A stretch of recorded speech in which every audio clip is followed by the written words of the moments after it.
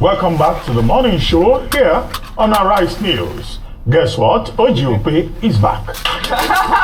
Joining us now is OGOP with stories trending around the world. Back from the US, UK, everywhere and everywhere. I give them my details. Welcome back. Rufai on fire. You know, Dr. You were supposed to Abatti. see me in London, you ran. That's true. That's true. We're supposed to hang up, but I've been away for a while, so I thought it was good to just come back with quickly. the new hairstyle. Fabulous. You notice everything, but you know I missed too many things when I was away, and I feel like, right, Dr. Abatti, let me start with you. Congratulations on your masters. I mean, are you putting us to shame? In 200 meters, turn left onto the British Columbia 1 East Trans-Canada Highway ramp. You're going for a page. Are you doing that? He's the one It's that's Rufai. looking for the PhD. Head east toward East Hastings Street, then turn left onto East Hastings Street. Sorry, I was filled with joy. Well done, So well done. PhD, Yes, correct. law, then you will not go for another PhD. No, That time I'm going to go for PhD. Yes, well, which one? I've always said it. Well, I hope that a day will come when the Nigerian government will take a decision that, look, resources will be allocated on the basis of number of certificates. Correct. And then they will say, bring your certificates to the central bank. Dr. Abatti, you know, If you have any certificate, you get more money from the Central Bank of Nigeria. This is great. In this country, That will encourage everybody. in this country, your certificate I know of. Yes. Some people's certificate, in this country where some people's certificate, the school they finish. In 200 meters, turn left onto the British Columbia 1 East Trans-Canada Highway ramp. They are graduated before the school started. Oh, wow. Is it the same certificate? Rufai, off your mic. Turn off your mic. When you ask, some people will say that if you release their certificate, it will cause them personal damage. Is it this Turn it off certificate now. that Rufai, it's enough. your certificate is Unilag? I can't speak for other people's certificate. What's it? Turn left onto the British Columbia 1 East ramp. At the end of the day, knowledge is power. Knowledge is power. That really is. And of course, another thing I miss is Ayomide's birthday. I cried when I missed that. Happy birthday. Thank you. You are brilliant, beautiful, and you know the word that I love. Phenomenal woman. Thank you. Well Thank done. you so much. Happy birthday. More grace, many more years to come. Thank you. Rufai, me and you will talk about that little shaker afterwards.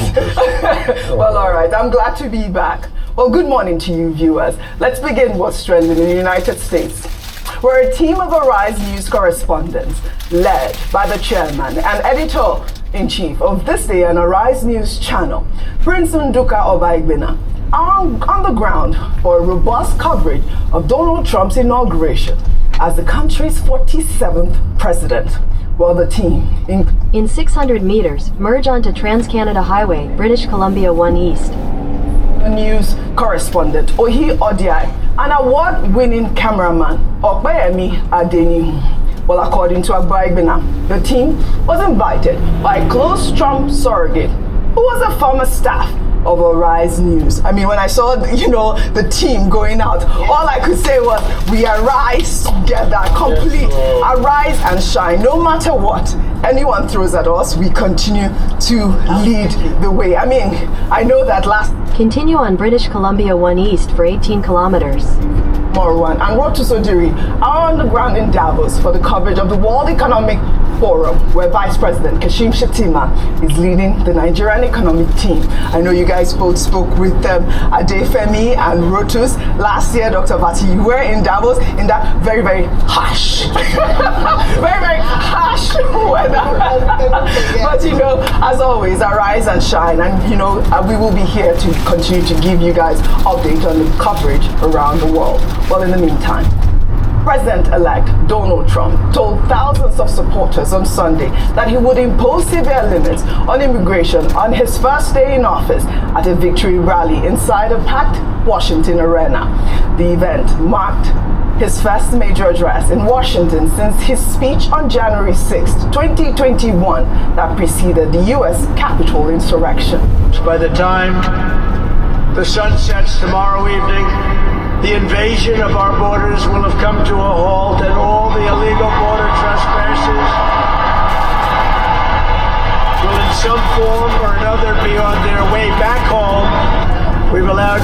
millions and millions of people into our country through open borders, no checks, no vetting, no anything. Millions and millions of people. And lots of those people are murderers. 52% of them killed more than one person. Starting tomorrow, I will act with historic speed and strength and fix every single crisis facing our country. We have to do it. We're not going to have a country. All right, Trump touted TikTok's return during the rally on Sunday, barely 14 hours after a law banning the app nationwide took effect. Trump said America has no choice but to save TikTok, while suggesting that the country will own 50% of the company in what he referred to as a joint venture. As of today, TikTok is back.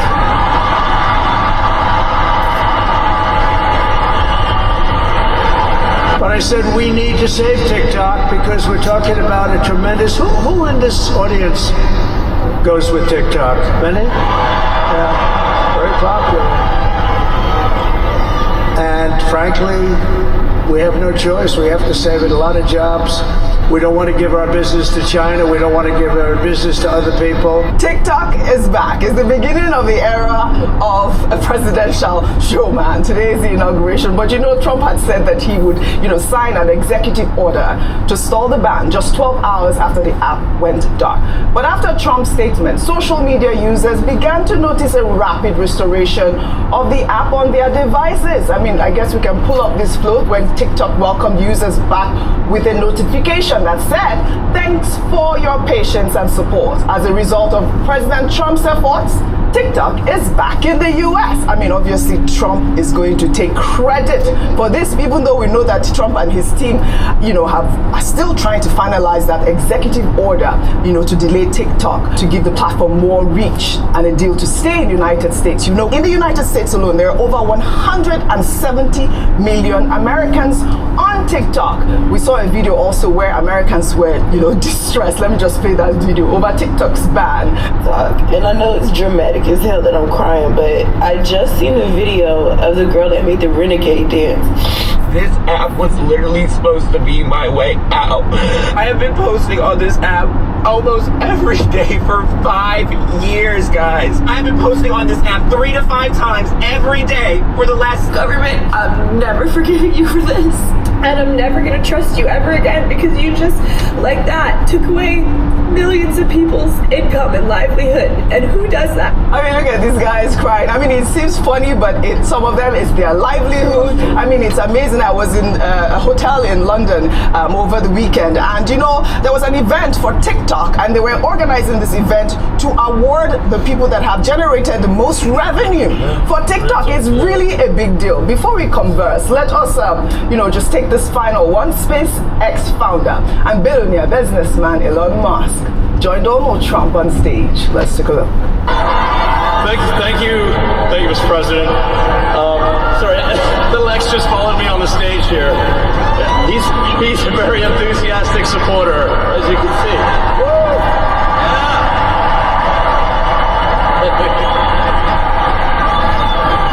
So we're looking forward to making a lot of changes, and this victory is the start, really.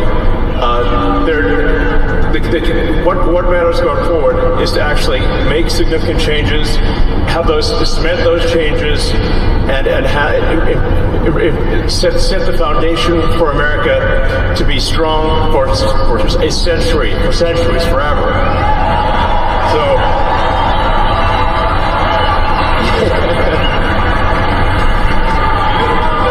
And make America great again. Yeah! Make America great again. It was a great moment last night, Dr. Abatti, when we were watching all of the great sound bites that came from President-elect, the 47th President of the United States, make all those comments saying that he's going to right all the wrongs and change the trajectory of America.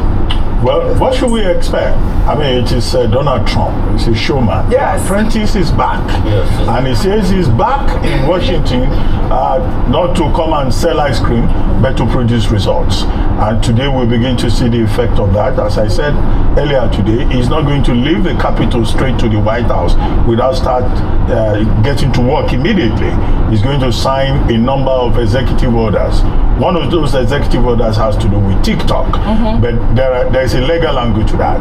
He can only grant extension for 90 days. Otherwise, it could be challenged legally. But TikTok has been given a reprieve, at least for the next 90 days. And instructively, Chuchu, the CEO of TikTok, is going to attend the inauguration. And then some Americans, Perplexity AI, they already say they want to join TikTok to form TikTok USA. Frank O'Leary and Frank McCourt, under what they call the People's Bid for TikTok, also want to join TikTok. So TikTok may well survive, and the 170 million Americans, they get a reprieve. What is President Trump also likely to do? He's been talking about what he called transgender lunacy. He says he's going to address that. He says he's going to, reintroduce Title 42. Title 42 was enacted in 1944, and it's a health grant thing that was last used during COVID. He wants to keep people from Mexico away, and he's also going to build that wall, and he's also going to say remain in Mexico. He's going to pull America out of Paris climate agreement. He's going to do something about Ukraine. He says he wants about 100 executive orders that he says we should expect in 1 week. But the more important thing is the tariffs that he's going to impose on the rest of the world. 10 to 25% on every import into the United States. That's going to upend the global order. But it will be interesting to see what happens with Trump 2.0. Already there's excitement on Wall Street. He has introduced cryptocurrency. He launched one on Friday. Melania has also launched her own. So all of this, investors are saying, well, maybe this may be a good period for the financial sector under Trump. But he has not left anyone in any doubt that his primary interest is America. He wants to make America great again. I hope he will not make the world smaller by making America great again. Well, all right, Rufai, Trump, like Dr. Abatti said, is set to sign over 100 executive orders. I mean, my first story touched on, the border invasion, which a lot of people have, really talked about, saying that the border was quite secure, becoming secure before Donald Trump, was elected. But before you speak, know that Time Magazine's new inauguration issue cover features Donald Trump briskly clearing President Joe Biden's belongings from the desk in the Oval Office, with his arm sending Biden's signature aviator sunglasses flying. Time Magazine previewed the new cover in a post on X on Sunday, touting its cover story entitled Donald Trump's Disruption is Back. I mean, look at that. It's such an epic description of Donald Trump really just trying to take away a lot of the the policies of former President Joe Biden in a few hours. That's Trump for you. Brash, a bull, a rampaging bull in the China shop. Says it's during the swamp. A lot of lies, a lot of orchestrated division, very pompous, narcissistic nationalism at its finest. A new era for the likes of the Proud Boys of this world. They're going to reign supreme. A replica of the Hitler days, as far as I'm concerned, and that's my fear. He has started the lies already. In his rally yesterday, let me point out one lie. Joe Biden take 100% credit for the peace deal in Gaza. Trump said he was the one that did it. Lie number one. He started. Number two, do not forget that, the case against him that he tried to, appeal at the court, the one against the writer, I think, Caro, that said he raped her, that case too, his appeal did not sail through. 3, he has started, this mass deportation thing. And another lie too he lies is that his biggest on-border defense, I think it's a lie. Obama deported more people, and kept the border, the net migration number in check than in Trump's time. But he will lie to you and brag like, oh, he's the big czar in the door. All of these policies and this executive order also, another thing he's going to do is going to remove a lot of regulations on the financial system, because you see, this is a problem I have against Republicans. They always believe that it's trickle-down economics that fixes the country. I don't believe so. That's why I support the Democrats in American policy. I believe, I'm very, socialist also in my head, so I believe you have to put targeted measures towards the middle, the working class, to be able to build an economy. So they're going to remove a lot of banking regulations also. These are part of things he's going to do. And that's why he's launching crypto. It's going to be a good day for the rich. The tax cuts are going to be for his rich friends. It's not for the hard-working, suffering Americans. So he's going to put about all of that, the tax cuts and all that. The tariff increases is the air of nationalism. Because why? He wants to make American businesses competitive so that, but in the long run, what he's also going to do is going to bring about inflation. Because what they're going to do is that those businesses, when they get higher tariffs, they will pass on the cost to the American citizens. So it's always about the rich people. You can always see, as any Republican government will be, the rich will get richer. When Reagan came in, the rich got richer, while childhood poverty increased in America. So that's always the lot. But it's going to be an American first policy. He's going to reverse a lot of things because he doesn't believe in this climate change thing. So he's going to go ahead. But most importantly, I see the Times Magazine feature saying he's clearing the desk and all of that. Clearing it away. And also, let's call out his hypocrisy real quickly. The man that is saying he's anti-woke and anti-hope, he knows that one of his cabinet picks is a gay person. So let's not just put that in there. But most importantly, I think the first tax he should do, there's a tradition in America that the outgoing president always writes a letter for the incoming president and leaves it on the Resolute desk in the Oval Office.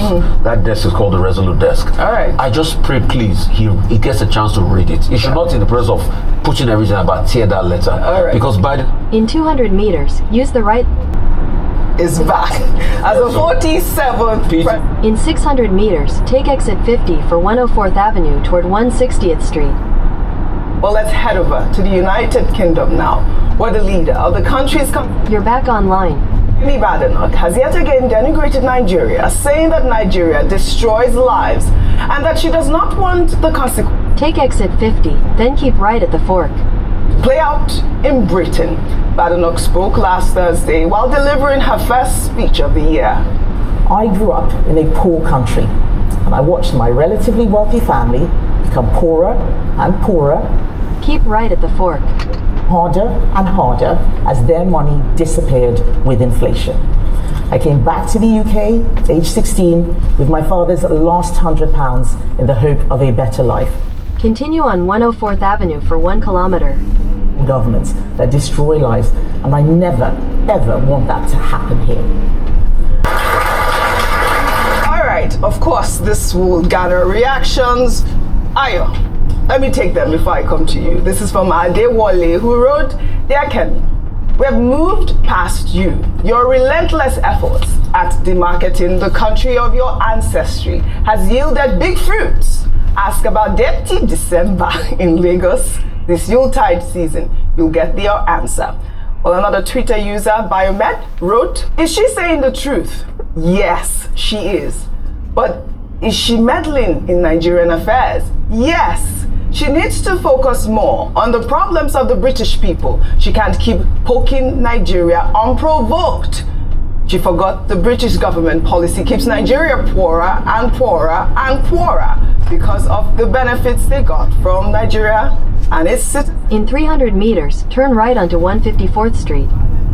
Expressed myself a number of times how I feel about what Femi Badenoch says, leader of the Conservative Party in the United Kingdom, the first black woman to occupy such a position, and a woman who happens to be from Nigeria in terms of her origin. This was her first speech this year, 2025, at Onward, in British think tank. At the light, turn right onto 154th Street. Experience to buttress a point as always about how it was important to not allow a government to destroy lives or make people poorer. As the first tweet or the second tweet said, was she telling the truth? To some extent. Continue for 4 kilometers. Conversations or speeches like this is that there's an element of truth, even though it's also hyperbolic. There's an exaggeration there as well. She said she left Nigeria with her dad with the last £100. I mean, that has to be. There's a big question mark. That was what got me really. Question mark yes. There. Mm-hmm. I think one thing that Kemi must understand is that you can actually deliver your speeches, talk about the progress you want to make without denigrating your country. A lot of Rishi Sunak never had to do that with India, and we know that India and Nigeria have similar challenges, even though they seem to be working out there as a bit better. Why it appeals to sensibilities of some Nigerians is because it speaks to their realities even till today. The truth is that today some policies have impoverished some Nigerians, and so they're feeling they can connect with what she's saying. However, in terms of diplomacy, it doesn't even look good for the United Kingdom. We have enjoyed a cordial relationship with the nation for so many years. Yes. And so to begin to speak, even though it's from personal experience, is quite sad. But unfortunately or fortunately, she's entitled to her opinion. But I think that it's time we stop giving her, this attention, because it looks like she's feeding from it, she loves it, and it's giving her that leverage. You heard the applause after she said that. Yes. It is cheap publicity. It's an easy way for her to appeal to the British public, at least those who already think this way about Nigeria. Well, she's absolutely using that her platform in the way that she feels. Some people have applauded her, saying that she needs to speak for Nigeria. I mean, we're talking about Nigeria getting poorer with some low-income earners, the policies and all of that, inflation, and the interest rates getting higher. A quick comment, but because I wanted to tie these two together. Auntie Jemima Badenoch. I think she has said enough about Nigeria. Her ambition is to become Prime Minister of Great Britain. She's already, leader of the Conservative Party. She says she's looking for reform. Yes. So that Britain doesn't become Nigeria. Fine, we have heard. But if she's talking about reform, let her start with the party that she leads. That's the more urgent assignment that is before her. Because the Conservative Party, in the last poll conducted by YouGov, is slipping behind Reform UK. Yes. Reform UK, Nigel Farage, Reform UK, has already overtaken the Conservatives. Nigel Farage has gained about 15% since the last election. The Conservative Party has gone down by about 10%. So she should be more interested in positioning our party, because that is the primary assignment that she has been given. Whether she left Nigeria with £100 or not, who cares? Some people left Nigeria to relocate to Britain with a small bag of gari and a bottle of granite bought by the roadside, so that at least when they get to London, they will have something to eat. She's even lucky. She has £100, and from £100 now she's eating steak every lunch hour. She's spending about £25 having steak. Well said, Dr. Abatti. Good for her. Good for her. Well, talking about policies that have impoverished Nigeria. In another development, a former Anambra State Governor, Peter Obi, has decried the severe hardship faced by low-income earners in Nigeria while condemning exorbitant point-of-sale charges affecting petty traders, and pledged to write a letter to President Bola Ahmed Tinubu. Peter Obi made the comment when he donated 30 million naira to Paul University Awka, a tertiary institution owned by the Anglican Church in Anambra State, in line with his promise to support educational institutions in Nigeria. I mean, we're seeing Peter Obi always, talking and always making all these gestures, especially with education. We have even heard that independent monitors have, revealed that Obi has spent maybe approximately about 1.5 billion naira in 2025 alone on humanitarian efforts. I wanted you to tie in that comment he made about writing a letter to President Bola Ahmed Tinubu, especially about the severe hardship that low-income earners are facing. Yes, I'm happy that he made mention of the fact that point of sale, they charge too much. But the truth has to be, okay, what you were saying was 2024. Did I say in 2025? Okay, in 2024 alone, he has donated over 1.5 But the question billion, his letter, yes, very good one, but it will not do much. Okay. Because there's an ecosystem and there are many charges. And the reason why these people charge a lot Also because of banking infrastructure, non-availability of currency, as it were, and the fact that banking infrastructure has not been built across board. So these agency bankers come into play. Yes, and they fill a gap, don't get me wrong, in society. But the question is, how can we be able to build up infrastructure of internet banking? As of today, now most of the banks can't even pay their fees for what's it called now? This one that it takes to get you USSD. USSD. And that has been a problem lingering for a while now. So these people have come in there. So what we can also do is to be able to talk into the banking ecosystem, the agency banking ecosystem, to be able to do something about the tariffs being charged. But these people also hedge because they too are faced by the Nigerian challenge. A lot of these operators of POS, they get robbed and all of that. So the money they also charge you is also like to be able to protect them against all of these challenges. But apart from that, in 300 meters, turn left onto 138th Street. Cumulatively has given about 50 million. And when you calculate how much Peter Obi has given to people, it's even more than what he spent on his election campaign. So that's a show a leader that has a heart for people. But to Auntie Jemima, Uncle Tom, Kemi, I'm happy that Dr. Abatti raised the issue that Kemi cannot be a Falano. You know what they call a Falano? A Falano, Botire, Taradi Lagbo. She cannot remove the log in her own eye. It's another person who she's looking at. And I'm going to tell you what Kemi is doing, the game she's playing. You see, the truth is, when they told Kemi that Nigel Farage has usurped her in the post, she said it's a lie. In fact, she was fighting the statistician. When Kemi came out to give this policy statement, she didn't say anything tangible. She said she was thinking around the plan and the strategy, because people talk policy but they don't know how to implement it otherwise. But so Kemi is empty to a large extent. So she masks the emptiness in rhetorics. And where is the greatest place to attract? She gives what they call red meat to right-wing wingers by denigrating our own country, saying, oh, Nigeria is the bastion of socialism, nothing works. You can see how socialism is very bad. But she forgets that the socialism, free education and other thing, it was what paid for her father's education, it was what paid for the country she had, it was what subsidized with the ISL she went to, and all of that. So she should continue in this game. It's not going to change the fact that she's never going to be white enough for the right wingers. And to a large extent, she has her own challenges. Just a comment. Mr. Peter Obi has done well donating to, all causes, whether it's Christian religion or to Muslims or to the displaced people. We always encourage philanthropy. However, he says he's going to write a letter to President Tinubu. Yes. Well, given the relationship between him and President Tinubu, I'm not sure that letter will be allowed to get to President Tinubu's desk.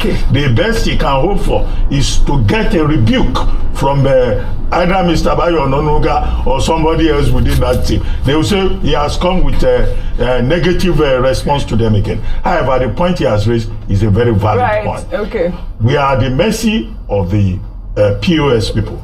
We are at the mercy of the banks. Do you know that the banks no longer have cash to give? It's not. Some banks will tell you can't get more than 20,000 naira. They call it a criminal gang already. What is anybody doing about that? And the people, the POS people, they have cash. The banks have no cash. Well it's a curious situation that we have on our hands. But let him not bother about writing letter. He has raised the point. I think it's okay too. The letter could be good as well as his tweets. All of that's the if they don't send this letter back to you. All right.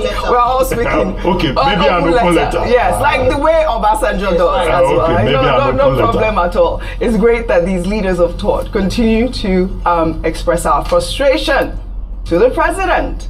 Well, I wanted to take this very important story in Niger State, where Governor Umar Bago has prohibited heavy-duty trucks from using the one-way route through Diko Bridge following a tanker explosion that killed 87 people on Saturday, January 18th, when a tanker conveying petrol crashed in the area. The governor made the announcement when he visited the explosion site at Diko Junction. Bago expressed sadness over the loss of lives, describing the incident as pathetic. I know we have discussed the story at length early this morning. I wanted to just, express my condolences to the families and the victim. I know that President Bola Ahmed Tinubu has, also expressed his condolences and has already ordered the Minister of Information to order the Ministry of National Orientation to continue to enlighten Nigerians over these horrific incidents. Let me quickly take Bukola Saraki's tweet. He wrote, the horrific petrol tanker explosion that occurred yesterday at Diko Junction, Niger State, claiming the lives of at least 80 people and injuring many more, is a devastating tragedy that demands immediate attention and action. This incident is a grim reminder of the risks Nigerians take to survive and highlights the poor state of our road infrastructure and inadequate vehicle maintenance, which together contribute to such accidents. Addressing these systemic issues is essential to prevent further tragedies and ensure the safety of all citizens. My thoughts and prayers are with the Niger State government, the victims, their families, and the entire community affected by this terrible loss. May their souls rest in perfect peace. Really, really sad story. Well, let's take this other story. Social media was awash with reactions over the weekend after the transmission company of Nigeria announced that the presidential villa has been thrown into darkness over rising cases of theft of electricity cables by vandals. TCM, as well as the Minister of Power, Adebayo Adelabu, confirmed that a 132 kV transmission line and underground cables supplying power to central parts of the Federal Capital Territory and its environs were vandalized. The Guardian's headline caught the attention of many Nigerians. It read, vandals steal cables supplying presidential villa electricity, throw Tinubu into darkness. I mean, when I saw this comment, people were just making a mockery of this. I mean, what sort of effrontery is this? I mean, I think the vandals have a morbid sense of humor. Come on. A morbid sense of humor. Yes. It's their own cynical way of saying, what is good for the goose is good for the gander. Because they steal cables elsewhere, they affect the national grid elsewhere, they throw the people into darkness. They say, okay, let the people of Aso Rock also have a taste of it. After all, we are all sick. Yes, absolutely. That we are all real There's no Nigerian more equal, and I think it's great. Yes. I say it's great, but I can understand the poetic justice of this in terms of it's not great. Still, but I think it's important to understand the psychology of Nigerians. We're talking to the NOA Director General earlier on, and just like our values, the way we think, it's not just Aso Rock, but vandalism across 18 lines like that. It is deplorable. We are stealing ourselves blind. When people start, it's jungle. It's a jungle. When people start to steal from themselves, there's a problem. But destroy themselves or destroy the infrastructure, there's a problem with that. All right. All right. Vandalism is no respecter of authority. Constituted authority. Well, before we end what's trending today, let us highlight Nigeria's women's under-19 cricket team, the Junior Yellow Greens, as they make history in our Good News Report. Some exciting news. Nigeria is stepping into the international scene in a cricket tournament for the first time in history, and Nigeria's women under-19 cricket team, the Junior Yellow Greens, have made a landmark achievement by qualifying for the ICC Under-19 Women's Top 20 World Cup, which is currently taking place in Malaysia. Let's hear what the team had to say.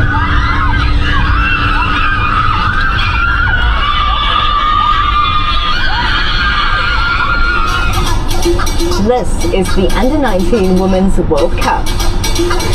And here is Nigeria. Very, very excited to be in Malaysia. It's a dream come true. It's overwhelming. We're actually the first female team to qualify for the World Cup in my country. An opportunity to bring out that lion in me. I hope and I believe that we're going to make it, we're going to win, and we'll get the cup back to Nigeria. When we are fielding, just come watch. Oh, we're going to bring fire everywhere. Our saying is, they are batting just 2, us we are 11, so if one falls, the remaining 10 pick up that one. You've got to keep your eyes on, rearing and ready to go. Let's hear it for Nigeria! Alright, I mean, what can we do? Our women's team, I cannot wait. I hope that they make us proud. I believe that they will make us proud. I'd love to thank you all for your great analysis, as always, on What's Trending. I am happy to be back. Well, that's all I have for you guys on What's Trending today. I'll see you all tomorrow.